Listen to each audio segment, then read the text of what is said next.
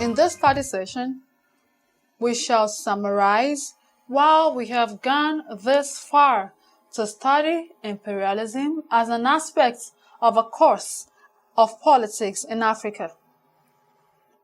Here is the learning outcome. When you have studied this session, you should be able to make a strong case on your own for the study of imperialism.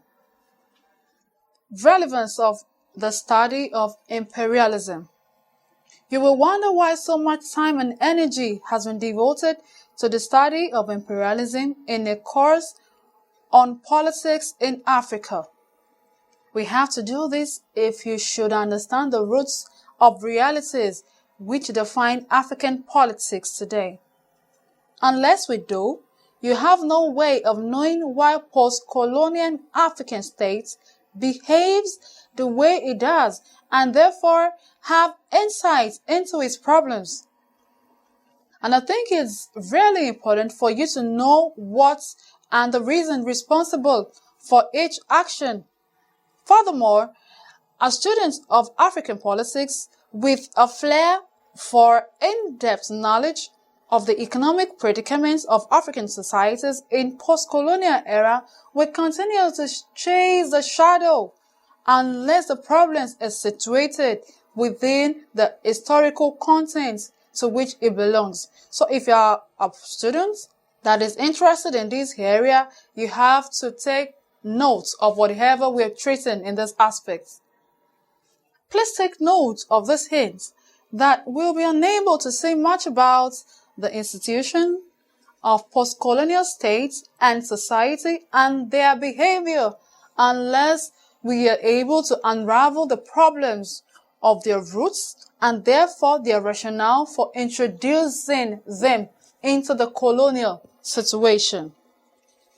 Therefore, unless we look closely into the roots and the cause of imperialism, we will not only be unable to explain with appreciable degree of credibility the nature and character of African politics, we will also fail to realize why African states operate under what Julius Nyerere calls hostile external environment.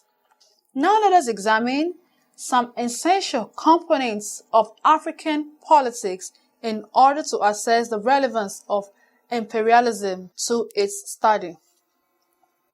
Post-colonial African states. The post-colonial African state represents both the physical as well as the juridical terrain of African politics, which owes its birth to imperialism. This, in what way? The colonial state is a successor state to the colonial state. The colonial state was put together by colonial fiat arbitrary and to suit imperialist objectives. The way the borders are drawn illustrates the arbitrariness that I am talking about and the dismemberment of a single ethnic group or a nation into three or more parts in three or more states is a demonstration of this arbitrariness that we're talking about. On the theoretical plane, it is impossible to explain the emergence of colonial states and therefore that of the post-colonial state in terms of any of the well-established theories of the state. Now, for example, the colonial state did not emerge as antagonistic class became irreconcilable as Marxists say, nor does Lockean social contract theory apply.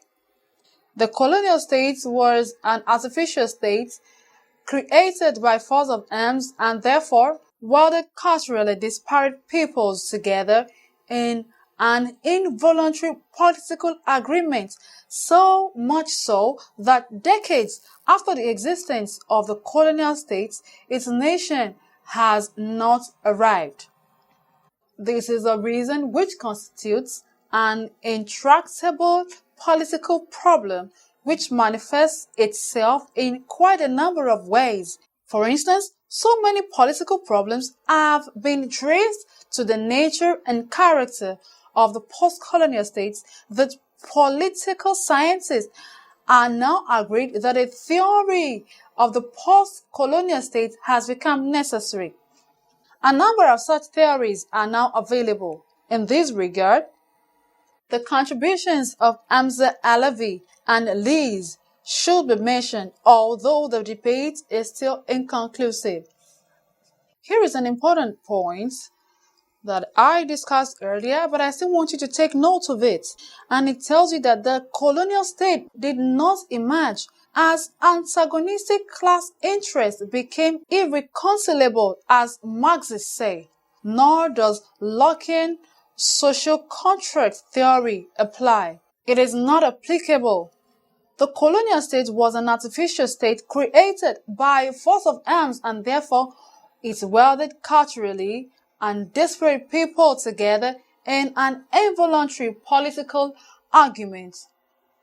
In an involuntary political arrangement, so much so that decades after the existence of the colonial states, its nation has not arrived. So let's move on to African economy. Earlier in this course, you should recall that we took a look at the characteristics, features of pre-colonial political economy. You will observe that these features are not shared by post-colonial Africa. There has been a tremendous change since colonialism. You will also recall that the presence of European powers in Africa during the unscramble has been explained in economic terms.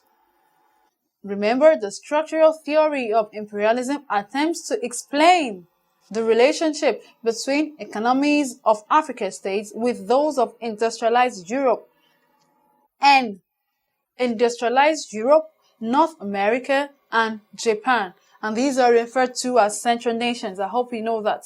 The consequences of the exchange interaction between Africa and Europe, North America, and Japan for internal material situations in those African states have also been cleared by that theory.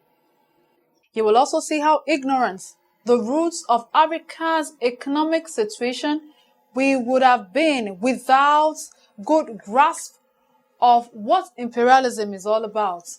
Our knowledge of politics in Africa would, in turn, have been superficial without a good understanding of the nature and character of the economy of African states. Now let's move on to political institutions. African political institutions whose study is inevitable in a meaningful discussion of African politics are essentially those that emerged during colonization and nurtured in the colonization situation. And please note that although political institutions like the judiciary and the legislature did exist in the traditional African political systems, their structure and function were totally different. Also take note that other political institutions like political party and official oppositions were totally unknown to the traditional political system. So, the vestiges of traditional political system have, to all intents and purposes, lost its power and punched the modern Western type ones that came with colonialism. Wherever a clash occurs between these two vestiges of old and new, it is often settled in favor of the new, and thus pathetic on behalf of the traditional. Our study of imperialism explains to us why these political institutions were not introduced in their original forms but had to be adapted to serve subjectively defined objectives. And then we move on to global political system. It is not impossible for a student of African politics to understand Africa's external relations and Africa's linkages, as well as Africa's trade flows and other international economic relations, without situating all of those within the right historical perspective. And now, drawing on our knowledge of imperialism and its contemporary forms, the position of African states within the global power structure is made absolutely clear. It sets a limit on the extent to which these states can rely on this global power structure to solve their problems. In summary, in this study session, you learned that knowledge of imperialism is crucial to our study of politics in Africa, and this is because African state is a product of imperialist enterprise. Furthermore, political institutions of African states as well as their economies, they took their content and form from colonial situation. And with the transformation of the traditional African polity to a modern African state, we need an in-depth knowledge of the forces and impulses that forged this relationship, which exists between Africa and Europe as well as North America, which continues to be influential on the politics, economic, and social structures in African society. With this, we have come to the end of study session 7. Thanks for listening.